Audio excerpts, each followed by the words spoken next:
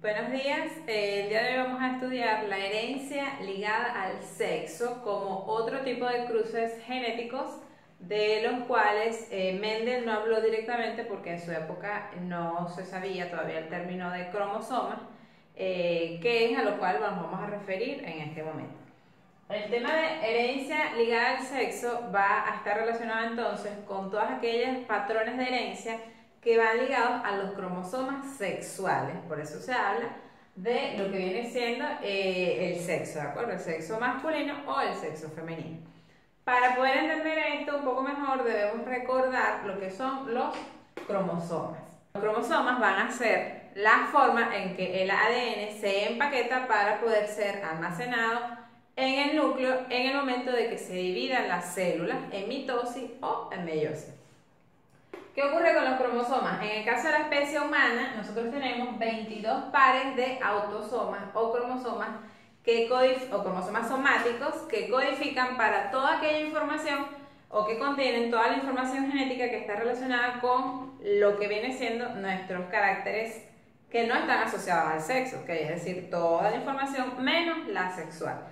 Y hay un único par que son los cromosomas sexuales. Por lo tanto, la especie humana va a tener en total 23 pares de cromosomas, es decir, 46 cromosomas en una persona normal.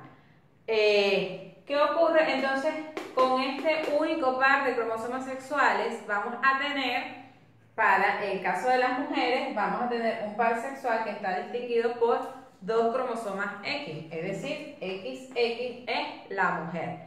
Y en el caso del hombre vamos a tener XY, ¿de acuerdo? Y eso es lo que va a distinguir ambos sexos. En el caso del hombre, este cromosoma Y realmente es un cromosoma al que le falta la mitad de un brazo o de una cromátida. Por lo tanto, ese cromosoma Y tiene menos información. Eso no quiere decir que sea menos importante que el X, sino que es el rasgo distintivo, por supuesto, de el sexo masculino. Estos cromosomas sexuales, este par de cromosomas sexuales van a ayudar a determinar los patrones de lo que vienen siendo los caracteres sexuales primarios y secundarios tanto en el hombre como en la mujer. Pero en el caso del hombre va a traer, por supuesto, la información del sexo. Por eso se dice que es el hombre el que determina que los hijos sean hombres o mujeres, porque ya que es él el que va a transmitir ese cromosoma Y. Ahora, ¿qué ocurre cuando empezamos a estudiar este tipo de casos o este tipo de cruces? ¿Ok? También debemos tener en cuenta que existen los patrones de herencia, que ya conociendo o sabiendo que existe esta tendencia en el hombre y en la mujer, en el caso de la mujer a tener dos cromosomas X y en el hombre a tener un solo cromosoma X, vamos a tener, en el caso de las mujeres, la oportunidad de duplicar, de tener toda nuestra información sexual duplicada. Es decir, nosotros tenemos los genes en un cromosoma X y en el otro también. En el caso del hombre, por tener un solo cromosoma X, él va a tener esa información únicamente en ese cromosoma. Y la demás información que necesite para los caracteres sexuales va a estar en el cromosoma Y. Entonces, ¿a qué nos referimos con esos patrones de herencia? Vamos a ver aquí cuáles son los genotipos, los posibles genotipos que pueden tener tanto el hombre como la mujer, ¿ok? Esto es hablando en el caso del cromosoma X.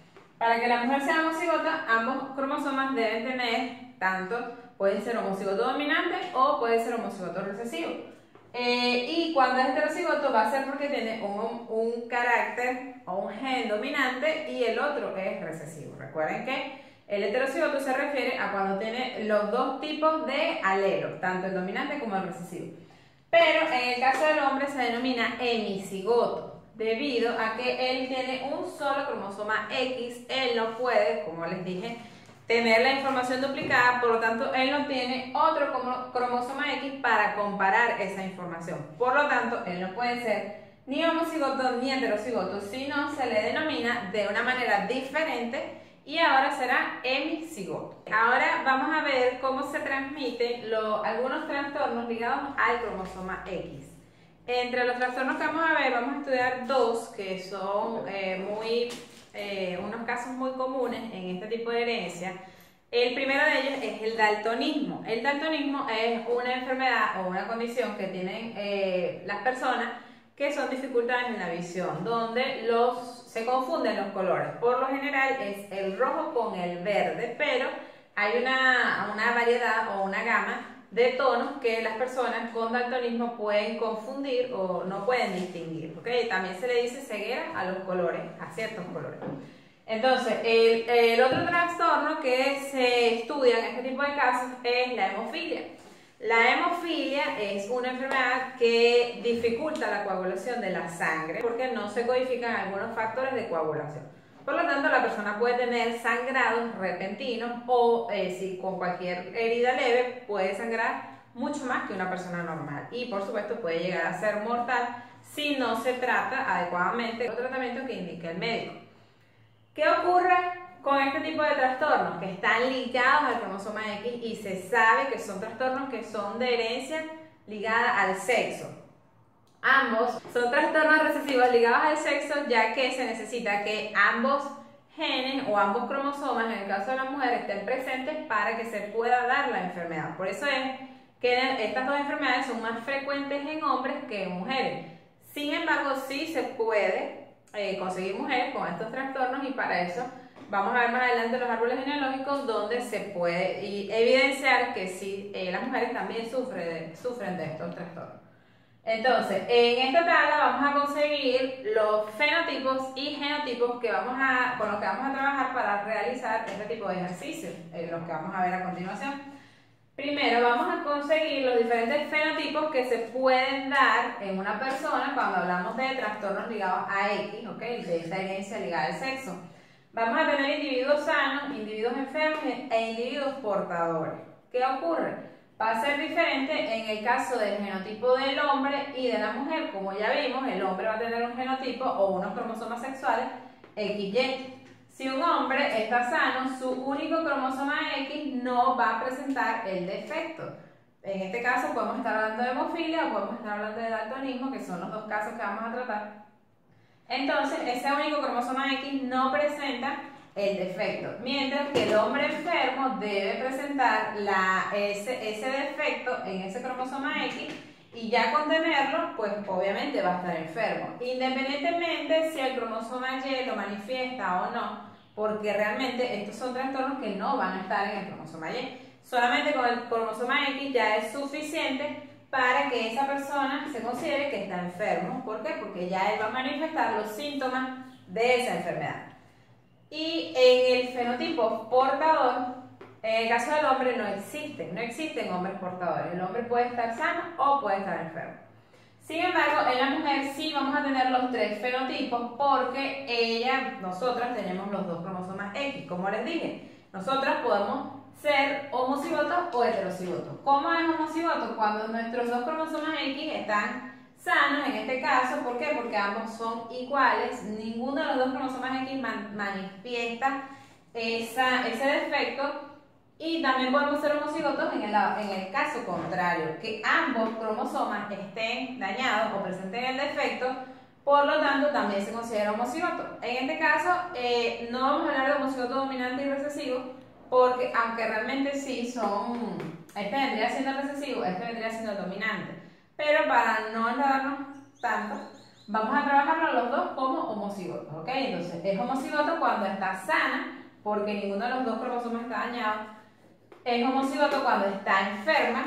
La mujer necesita tener ambos cromosomas con el defecto porque si no, no va a manifestar el fenotipo de enfermo. Mientras que se va a considerar heterocigoto cuando uno de esos cromosomas, solo uno, es el que presenta el defecto. ¿Qué ocurre en este caso? Cuando uno de los dos cromosomas presenta el defecto, aparte de que se considera heterocigoto, no va a presentar síntomas de la enfermedad, pero sí se va a considerar portadora. Realmente el fenotipo portador solamente se manifiesta en la mujer. ¿Por qué? Porque ella, al tener dos cromosomas X y al tener uno de esos dos dañados, pues como les dije, ella va a poder transmitir la enfermedad a sus hijos, pero no va a manifestar los síntomas de la enfermedad. Entonces, por eso se considera portadora, porque ella sí se lo puede pasar a la siguiente generación, más no va a tener los síntomas de esta enfermedad y por lo tanto se considera heterocigoto. Vamos ahora a realizar unos ejercicios para que visualicen cómo se resuelven y cómo se utilizan estos fenotipos. Ok, ahora vamos a estudiar dos problemas de lo que viene siendo estos ejemplos de herencia ligada al sexo. El primero de ellos dice así: una mujer portadora de hemofilia se casa con un hombre enfermo de hemofilia y se quiere saber el genotipo y el fenotipo de la F1 o de sus descendientes. ¿Qué debemos tomar en este caso? En este caso, la mujer, ¿verdad? Cuando nos dice mujer portadora, vamos a colocarle, basándonos en la tabla que vimos anteriormente, uno de sus dos genes que esté dañado, ¿ok? Lo vamos a marcar, como vimos, con una pequeña crucecita arriba. Esa mujer viene siendo, en este caso, heterocigoto porque los genes son diferentes. Ella se casa con un hombre que está enfermo de hemofilia, que por lo tanto va a tener su único cromosoma X dañado o con el defecto. Y debemos hacer el cruce, esto lo vamos a hacer con el cuadro de Punnett para poder visualizarlo mejor. Aquí vamos a colocar los gametos de la mujer y aquí los del hombre. Y luego empezamos a cruzarlos para ver las probabilidades de que tengan, de cómo van a salir sus hijos. Entonces, al cruzarlos vamos a tener este resultado. Es importante que siempre coloquen en el gen que está dañado primero, así como antes colocábamos la mayúscula primero, ahora se coloca el gen que tiene el defecto, ¿ok? La crucecita. Como vamos a ordenar los resultados, lo vamos a hacer como una tabla de fenotipo y genotipo y allí vamos a ir colocando. En fenotipo es muy importante que no nada más coloquemos si está sano o está enfermo, sino también el sexo de la persona. Vamos a ir viendo los resultados y vamos a ir agrupando por hombres y por mujeres. Y de esto sí tienen la misma condición. Es decir, yo aquí en todos los resultados siempre vamos a tener dos hombres y dos mujeres, ¿ok? Si nos van a dar siempre dos XX y dos XY. Y debemos ver cómo son las combinaciones de ellos. Aquí en este caso nos dio una mujer que tiene ambos cromosomas X dañados, por lo tanto es una mujer enferma. Pero al visualizar la otra no es igual, ¿ok? Entonces ya allí es la única, yo la coloco como 25% mujer enferma. Esa mujer enferma va a tener un genotipo así, por lo tanto va a ser 25%. Se colocan sus genotipos, sus letras y se dice que es homocigoto. ¿Por qué es homocigoto? Porque ambos cromosomas están con el defecto y se consideran iguales. En el caso de la otra mujer, ella es heterocigoto porque uno de sus dos cromosomas está dañado, ¿ok? Se le va a colocar heterocigoto y en el caso del fenotipo, ella es portador, ¿ok? Portadora, se dice mujer portadora, 25% mujer portadora. En el caso de los hombres también vemos que son diferentes, ¿ok? Por eso no los agrupamos, cada uno representa un 25% del resultado total. En el primero vemos que tiene su cromosoma X dañado, por lo tanto va a ser un hombre enfermo y se considera hemicigoto. Ambos van a ser hemicigotos porque, como les dije, no tenemos cómo comparar si son homo o si son hetero, por lo tanto se considera hemi. Y en el caso del otro va a ser sano porque su cromosoma X no está dañado y por lo tanto tendremos entonces 25% hemicigoto, un hombre sano, ¿ok?